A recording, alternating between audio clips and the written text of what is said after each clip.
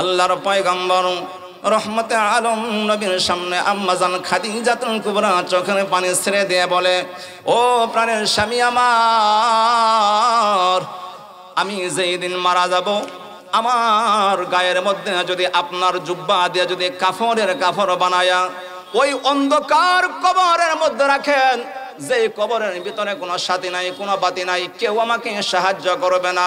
দুনিয়ার জিন্দেগির মধ্যে কেউ যদি কোনো মুসিবতের মধ্যে পড়তো, আগায় আসতো অনেক বন্ধু বান্ধব, মা বাবা আগায় আসতো, আমি খাদিজাকে যখন আপনি কবরের মধ্যে রাখবেন, আমি যদি কোনো কারণবশত জাহান্নামী হয়ে যাই, জাহান্নামের আগুন যদি আমাকে এরকম স্পর্শ করতে চায়, আল্লাহর পয়গম্বর আপনার গায়ের জুব্বা দিয়ে যদি আমার কাফনের ব্যবস্থা করেন, ওই জাহান্নামের আগুনের কোনো ক্ষমতা নাই, ওই জাহান্নামের আগুন আমাকে আমি খাদিজাকে স্পর্শ করতে পারবে না। জোরে জোরে বলেন সুবহানাল্লাহ।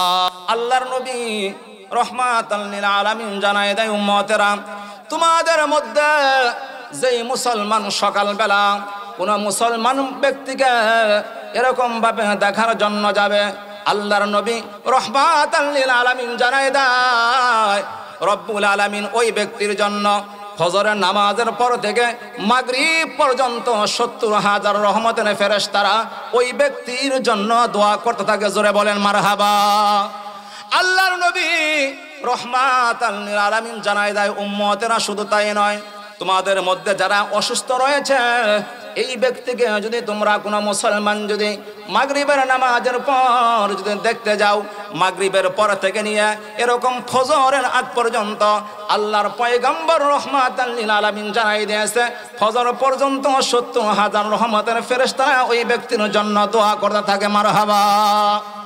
এমন ফায়দা আল্লাহর নবী রহমাতাল লিল আলামিন জানায় দেয়, উম্মতেরা শুধু তাই নয়, আবু দাউদ শরীফের মধ্যে riwayat আছে, আল্লাহর হাবিব সাল্লাল্লাহু আলাইহি ওয়াসাল্লাম বলেন, মান তাওয়াজ্জা ফা আহসানাল ওযুআ আখাহু আদা আখাহুল মুসলিম। আমার কোন উম্মত, কোন মুসলমান উম্মত যখন অসুস্থ ব্যক্তিকে দেখতে যাবে, সুন্দর করে যখন ওযু করে যখন ওই ব্যক্তিকে দেখতে যাবে, আল্লাহর রাসূল রহমতে আলম নবী জানায় দেয়, এই যে ওযু সহকারে যখন দেখতে যাবে, এর বিনিময়ে রব্বুল আলামিন ৬০ বছরের জাহান্নামের রাস্তা ওই ব্যক্তির জন্য দূরে রাখে। জোরে কোন মারহাবা। এত ফজিলত, এত ফায়দা। সেই মহান মালিক আমাকে আপনাকে এই সুস্থ রেখে দীর্ঘ ১ বছর পর এই সুরুজ মাঠে তাফসীর মাহফিলের আয়োজন করার তৌফিক দিয়েছে। এজন্য সবাই বল আলহামদুলিল্লাহ। আমি আপনাদের সামনে পবিত্র কুরআনুল কারীমের একখানা আয়াতের কিছু আংশিক তেলাওয়াত করেছি। আল্লাহ রাব্বুল আলামিন আয়াতের মধ্যে বলেন যে কুল্লু নাফসিন যায়িকাতুল মাউত, প্রত্যেকটা প্রাণীরই মৃত্যুর স্বাদ চাখতেই হবে। কথা কোন ঠিক না? এই যে আমরা যারা দুনিয়াতে আসছি, আল্লাহর রাসূল সাল্লাল্লাহু আলাইহি ওয়াসাল্লামকে আল্লাহ রাব্বুল আলামিন জানাই দিয়েছেন যে নবী, আপনি দুনিয়ার মানুষদেরকে জানাই দেন, আমার বান্দাদেরকে জানাই দেন, প্রত্যেক ব্যক্তিরই মৃত্যুর স্বাদ গ্রহণ করতেই হবে। ও মুসলমান বন্ধুরা আমার, এই যে আমার আপনার জিন্দেগি থেকে যে হায়াতরা চলে যাইতেছে, যেই সময়গুলো চলে যাচ্ছে রে মুসলমান, আমি আপনি কদর করতেছি না, আমি আপনি এই সময়ের মূল্যায়ন করতেছি না। যেই দিন আমাকে আপনাকে এই দুনিয়া থেকে বিদায় নিয়ে অন্ধকার কবরে যেতে হবে, ওই সময় কিন্তু আফসোস করলে কোনো লাভ হবে না। কথা বলেন ঠিক কিনা? আমি আপনি একই পাতিল থেকে যে খানাগুলো খাই, যে বাদগুলো খাই, আস্তে আস্তে আমাদের বয়স যে পরিমাণ হচ্ছে, আমাদের পরিবারের মধ্যে যারা বৃদ্ধ হয়ে যাচ্ছে, আল্লাহ রাব্বুল আলামিন দেখে বলে, বান্দা তোমার দাদার দিকে তাকায়া দেখো, একই পাতিল থেকে তুমি ভাত খাও, তোমার দাদার চুলগুলো পেকে যাচ্ছে। ও বান্দা, তোমার এই দাদার মধ্যে থেকে এরকম ভাবে তুমি কিছু শিখো, কিছু বোঝো, খেয়াল করো, তোমার দাদা একই পাতিল থেকে যে খানা খায়, আস্তে আস্তে বৃদ্ধ হয়ে কবরের দিকে যাচ্ছে। ও বান্দা, তার মানে এই লোকটার হায়াত আস্তে আস্তে শেষ হয়ে যাচ্ছে।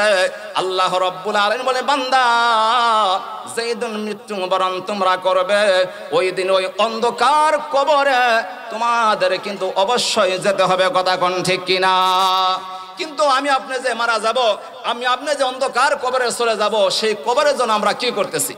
ওই কবরের ভিতরে কিভাবে শান্তির ভিতরে থাকবেন, কিভাবে আল্লাহ রাব্বুল আলামিন আপনাকে এই কবরের ভিতরে আরামায়েশের ভিতরে রাখবে, এই জন্য সুরজ গ্রামের এই যুব সমাজ এরকম ভাবে একটা কোরআনের মাহফিল আয়োজন করছে। কথা কোন ঠিক কিনা?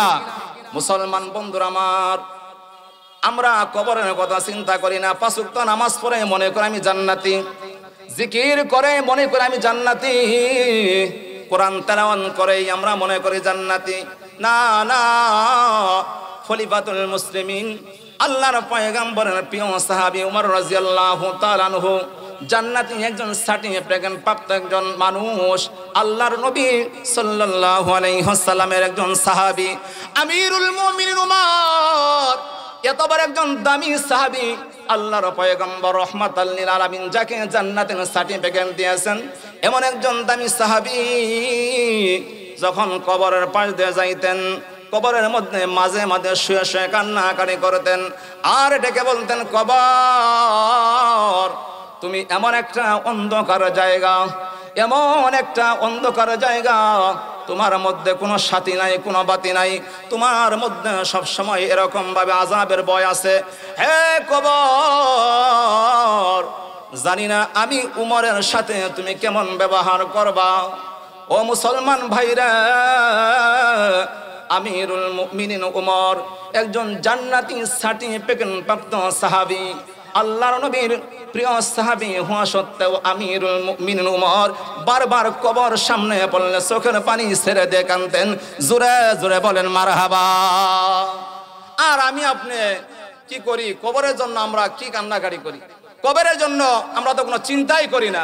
যেই কবরে আমাকে আপনাকে থাকতে হবে, যেই কবরে আমরা একাই থাকবো, যেই সন্তানের জন্য তো পরিশ্রম করতেছেন মাথার ঘাম পায়ে ফেলে, যেই সন্তানের জন্য কোটি কোটি টাকা আয় রোজগার করে দিলেন, যেই সন্তানের জন্য দুনিয়ার সব কিছু করার জন্য প্রস্তুত, এই সন্তান কিন্তু কবরে যাবে না। কথা কোন ঠিক কিনা?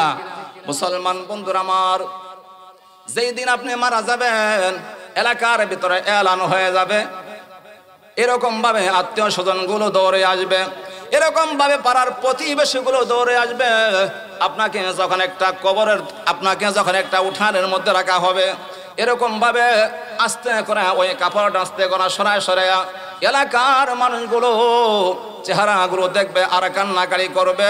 ও মুসলমান, যেহেতু আমাকে আপনাকে দুনিয়া থেকে বিদায় নিতে হবে, অন্ধকার কবর, না আছে সাথী না আছে বাতি, ওই কবরের জন্য আমাকে আপনাকে অবশ্যই আজকের এই মাহফিল থেকে চিন্তা ফিকির করে এরকম কোরআনের বয়ান শুনে এই কবরের জগতে কিভাবে মুক্তি পাবো, ওই আমল আমাদের অবশ্যই শিখে যেতে হবে। কথা কোন ঠিক কিনা? কিন্তু আমি আপনি চিন্তা করি না যে হাইরে যে কবর ভয়ঙ্কর জায়গা। আল্লাহর পয়গম্বর রাহমাতাল লিল আলামিন দিনের দাওয়াত দিয়ে যখন রাত্রিবেলায় যখন বাড়িতে আসছে, এসে দেখে আম্মাজান খাদিজাতুল কুবরা রাদিয়াল্লাহু তাআলা আনহা যখন দরজার মধ্যে এরকম নক করলেন, সাথে সাথে আম্মাজান খাদিজাতুল কুবরা দরজাটা খুলে দিলেন। নবী আমার ডেকে বলে, খাদিজা তোমার চোখের মধ্যে পানি কেন? তার কারণটা কি? কি জন্য পানি বলো? মনে হয় পাড়ার প্রতিবেশীরা দামি দামি পোশাক পরে, আমি নবীজি তোমাকে দামি পোশাক পরাইতে পারেন এই জন্য কান্দ কয় না। আমার মনে হয় আমি আর আমার পাড়ার প্রতিবেশীগুলো তাদের সন্তানদেরকে, তাদের পরিবারদেরকে ভালো ভালো খাবার দেয়, এই জন্য কান্নাকাটি করে কয় না।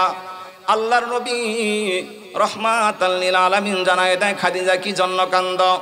হযরত খাদিজাতুল কুবরা রাদিয়াল্লাহু তাআলা আনহা চোখের পানি ছেড়ে দিয়ে বলে, প্রাণের স্বামী আমার, যেই দিন আপনার জবান মুবারক থেকে শুনেছি আল কবরু রাউযাতুম মির রিয়াজিল জান্নাতি আও হুবরাতুম মিন হুফারিন নার।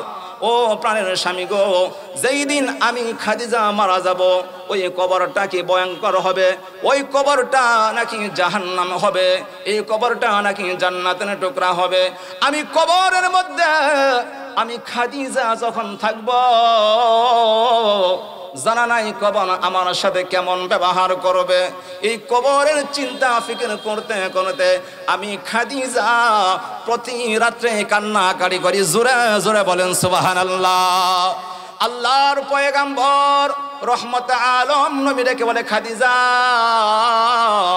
তুমি কেঁদো না রে খাদিজা, কেঁদো না, আমি তোমাকে সুসংবাদ দিচ্ছি। কয় কি সুসংবাদ? কয় তুমি যেই দিন মারা যাবে কবরের জগতে সর্বপ্রথম আমার দুইজন স্ত্রী তোমার সাথে মুলাকাত করবে। জোরে জোরে বলেন আল্লাহু আকবার। আরেকটু জোরে বলেন আল্লাহু আকবার। আল্লাহর পয়গম্বরের প্রিয় স্ত্রী খাদিজাতুল কুবরা ডেকে বলে, প্রাণের স্বামী আমার, আমার জিন্দেগির ভিতরে সর্বপ্রথম স্ত্রী হলো আমি, আপনার সর্বপ্রথম স্ত্রী হলাম আমি। আমার জানা মতে আপনি অন্য কাউকে বিবাহ করেন নাই। ও প্রাণের স্বামী আমার, আমি জানতে চাই আমি ছাড়াও ওই কবরের জগতে আমার সাথে আপনার কোন স্ত্রী দেখা করবে? আল্লাহর পয়গম্বর রহমতে আলম নবী দেখে বলে, খাদিজা তুমি তো জানো না হযরতে আসিয়ার সাথে আল্লাহ রাব্বুল আলামিন জান্নাতের মধ্যে আমার বিবাহ পড়াই দিবেন।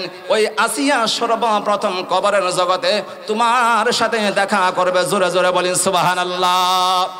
হযরতে খাদিজাতুল কুবরা রাদিয়াল্লাহু তাআলা আনহা দেখে বলে, প্রাণের স্বামী আমার দ্বিতীয় জনকে কারণটা জানতে চাই, ওটা কে হবে? আম্মাজান খাদিজাতুল কুবরা চোখের পানি ছেড়ে দিয়ে বারবার কান্নাকাটি করে। আমার নবী ডেকে বলে, খাদিজা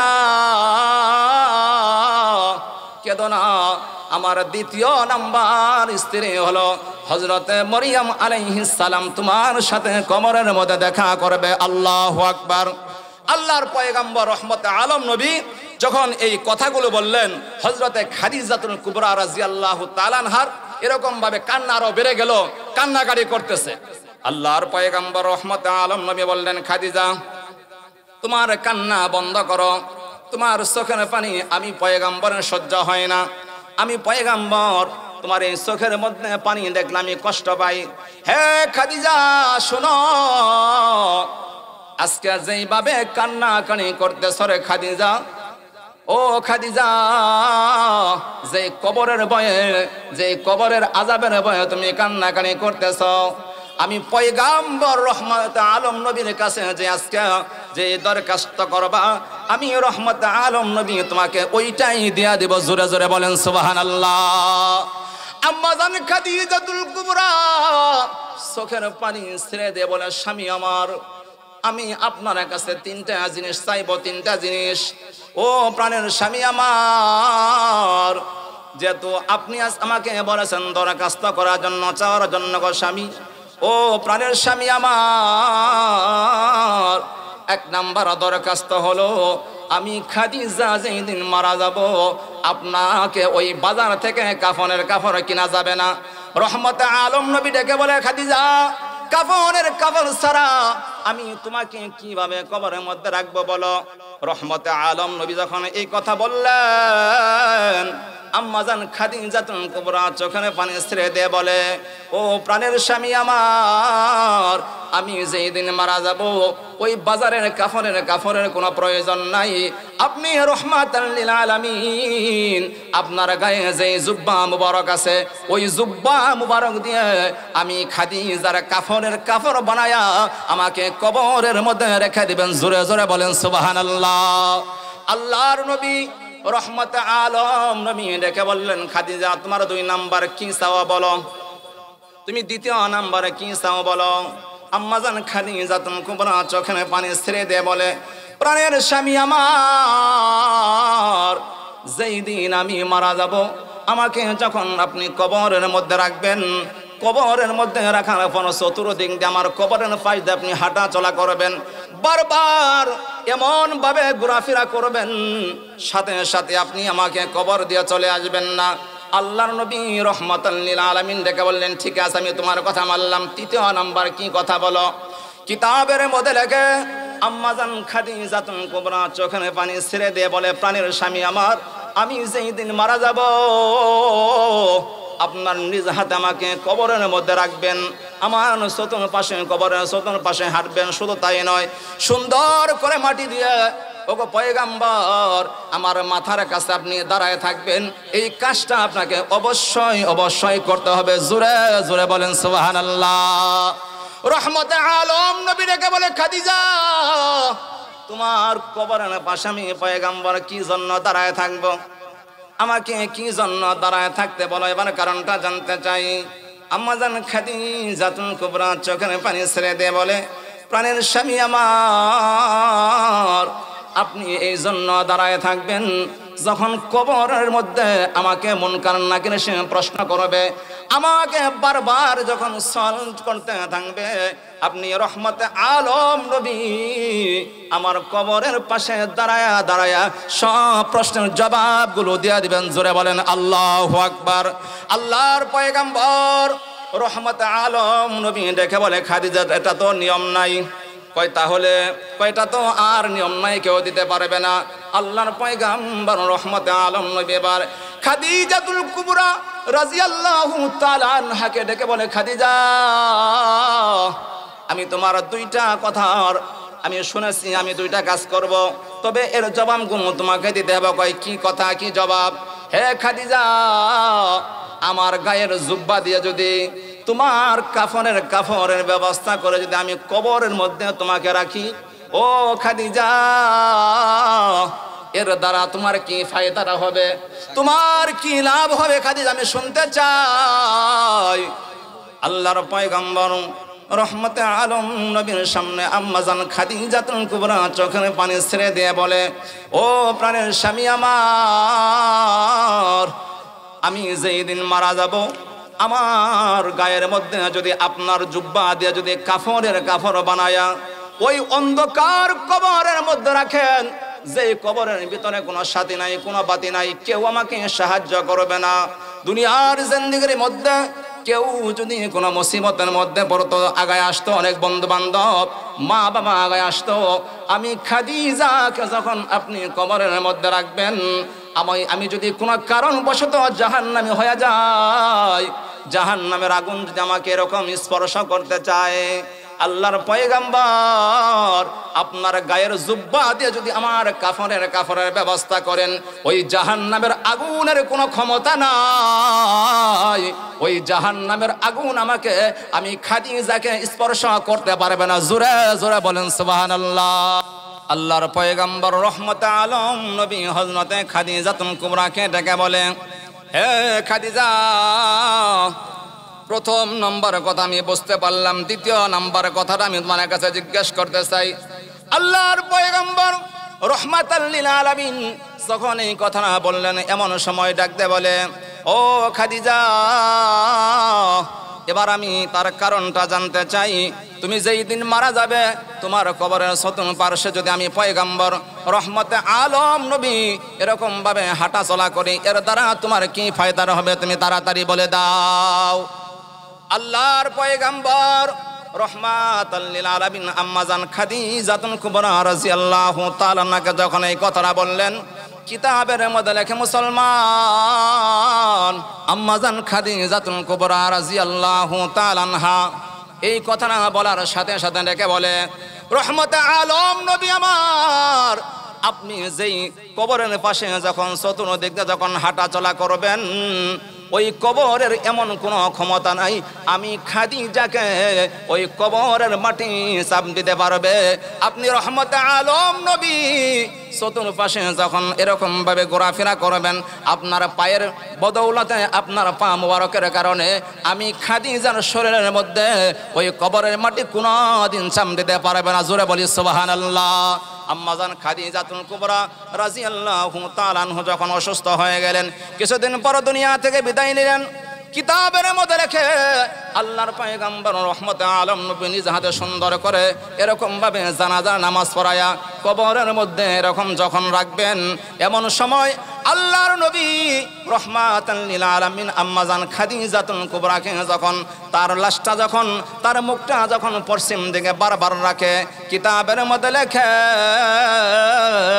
আম্মা জান খাদিজার চেহারাটা সাথে সাথে কিবলার দিকে চলে যায়। জোরে জোরে বলেন আল্লাহু আকবার।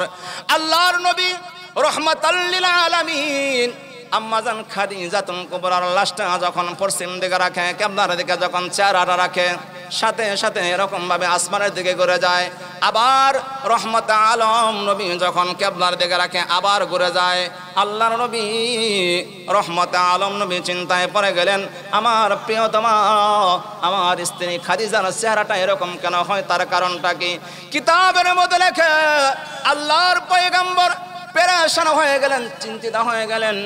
আল্লাহর পয়গম্বর চোখের পানি ছেড়ে দিয়ে বলে, আল্লাহ,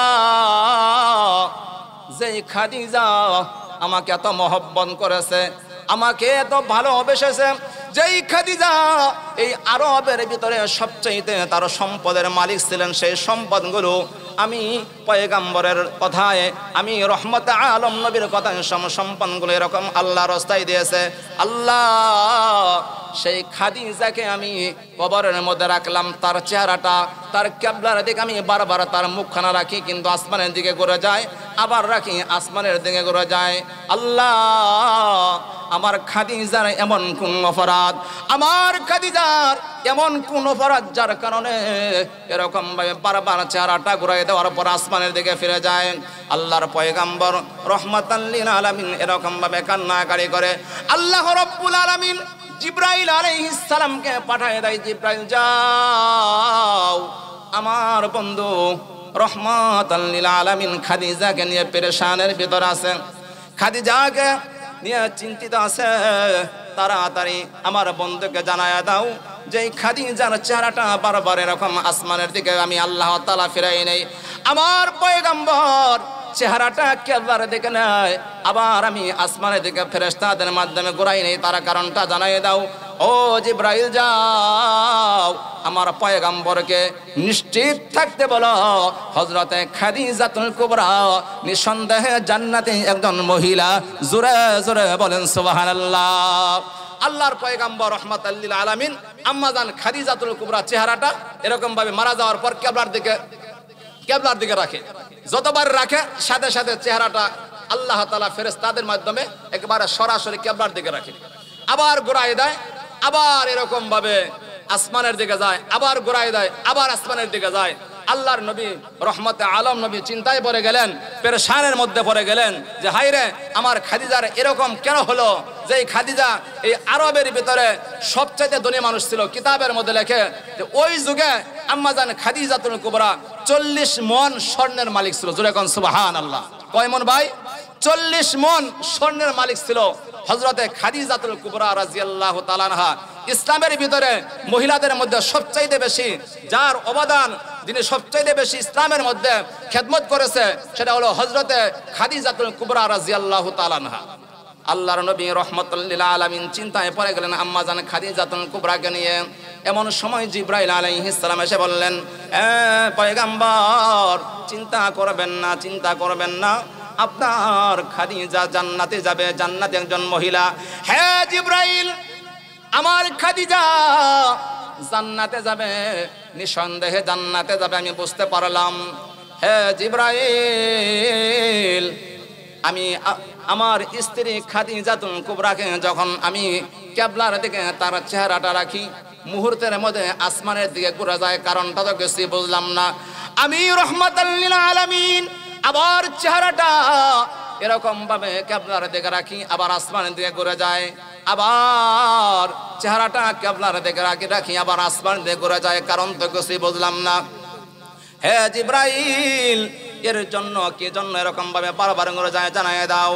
জিবরাইল আলাইহিস সালাম ডেকে বলে, পয়গম্বর, আপনি তো জানেন না আপনার খাদিজাতুল কুবরা তামাম পৃথিবীর ভিতরে এমন কোন রাত্রি নাই, এমন কোন দিন নাই, এমন কোন সময় নাই এই খাদিজাতুল কুবরা মৃত্যুর জন্য কান্নাকারি করে নাই, মৃত্যুর ভয়ে কান্নাকারি করে নাই। কয় শুধু তাই নয়, যে অন্ধকার কবর, যে কবরের ভিতর কেউ থাকবে না, কবরের ভিতরে কোনো সাহায্যকারী পাবে না, যেই কবরের ভিতরে কোনো সন্তান আদি আসবে না, কোনো স্ত্রী আসবে না। আপনি যেই দিন মারা যাবেন আপনার সন্তান শুধু ওই দিন জানাজার নামাজ পড়ে আপনাকে কবর দিয়ে আসবে। হয়তো বছরে একদিন দুই দিন এরকম ভাবে দোয়া করার জন্য যাবে। ও মুসলমান ভাই, ওই কবরের কথা মনে করে বারবার আম্মা জান খাদিজাতুল কুবরা প্রতিদিন কান্নাকাটি করতো।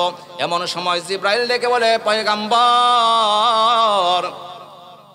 এই খাদিজাতুল কুবরা প্রতিদিন কবরের জন্য কান্নাকাটি করার কারণে রব্বুল আলামিনের কাছে এত পছন্দনীয় হয়েছে, আল্লাহ তাআলা এত পছন্দনীয় হয়েছে, আল্লাহ পাকের কাছে তো প্রিয় হয়ে গেছে। আল্লাহ রব্বুল আলামিন আরশে আজিমের মধ্যে বসে বসে সরাসরি আম্মাজান খাদিজাতুল কুবরার চেহারাটা সরাসরি দেখবেন। এই জন্য বারবার আপনি আপনার দিকে ঘুরাইয়ে দিলেও আল্লাহ রব্বুল আলামিন ফেরেশতাদের মাধ্যমে হযরতে খাদিজাতুল কুবরার চেহারাটা এরকম আসমানের দিকে বারবার ঘুরাই দেয়। জোরে জোরে বলেন সুবহানাল্লাহ। আল্লাহ রাব্বুল আলামিন বলেন, কুল্লু নাফসিন যায়িকাতুল মাউত, প্রত্যেকটা প্রাণীর মৃত্যুর স্বাদ গ্রহণ করতেই হবে। এজন্য মুসলমান ভাই, আমাকে আপনাকে এই দুনিয়া থেকে ছেড়ে যেতে হবে, আমাকে আপনাকে দুনিয়া থেকে ছেড়ে যেতে হবে। এই দুনিয়াতে একদল আসবে আর একদল চলে যাবে। যেহেতু আমিও একদিন চলে যাব, আপনিও একদিন যেহেতু চলে যাবেন, তাই ওই অন্ধকার কবর, ওই অন্ধকার কবরের জন্য আমাকে আপনাকে অবশ্যই অবশ্যই এই দুনিয়ার জিন্দেগির ভিতরে সামানা নিয়ে আমল নিয়ে যেতে হবে। কথা কোন ঠিক কিনা? সেই অন্ধকার কবরে যদি আপনি শান্তিতে থাকতে চান, আরামে থাকতে চান, যদি এরকম ভাবে ওই কবরের জগতের মধ্যেই যদি আপনি বারবার এরকম ভাবে শান্তির ভিতরে থাকতে চান, এই হায়াতের জিন্দেগির ভিতরে মূল্যায়ন করে আমল করে কবর যেতে হবে। কথা কোন ঠিক কিনা?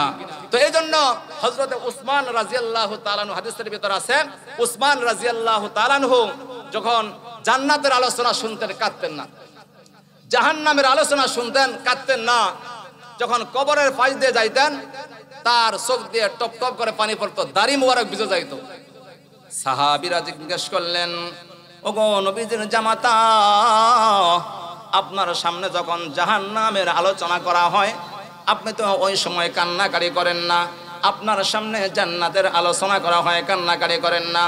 ও নবীর জামাতা, আপনার সামনে জান্নাত জাহান্নামের আলোচনা করা হলে, অন্য কোনো আলোচনা করা হলে কান্নাকাটি করেন না, কিন্তু যখন কবরের পাশ দিয়ে যখন যাতায়াত করেন, কবরের পাশ দিয়ে যখন যান, ও নবীর জামাতা, আমরা জানতে চাই আপনি কি জন্য কান্নাকাটি করেন। কয় সাধারণ কান্নাকাটি নয়, আপনার চোখ মুবারক থেকে টমটম করে পানি পড়ে আপনার দাড়ি মুবারক পর্যন্ত ভিজে যায়, এর কারণটা জানতে চাই। জোরে জোরে বলেন সুবহানাল্লাহ।